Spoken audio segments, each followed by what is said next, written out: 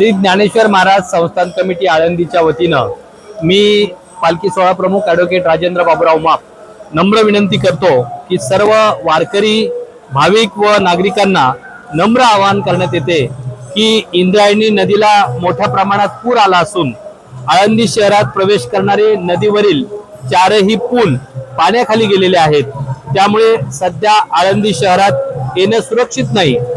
जे वारकरी व भाविक आळंदीच्या दिशेने प्रवास करत आहेत त्यांनी ज्या ठिकाणी आहात त्या ठिकाणी अथवा त्या लगतच्या सुरक्षित ठिकाणी थांबावं। आळंदीमध्ये येण्याचा कुठल्याही प्रकारे प्रयत्न करू नये। या ठिकाणी पुराची परिस्थिती पाहता आळंदी देवस्थाननं योग्य त्या सर्व दक्षता घेतलेल्या आहेत। महसूल प्रशासन असेल, पोलीस प्रशासन असेल, भाविक भक्त असेल, यांना नम्र आवाहन करण्यात येत आहे की आपण ज्या ठिकाणी असाल त्या ठिकाणी सुरक्षित थांबावं। अशाच नवनवीन अपडेट्ससाठी आमच्या खबर गावाकडची या चॅनेलला सबस्क्राईब करा, आमचे व्हिडिओ लाईक करा आणि शेअर करा। धन्यवाद।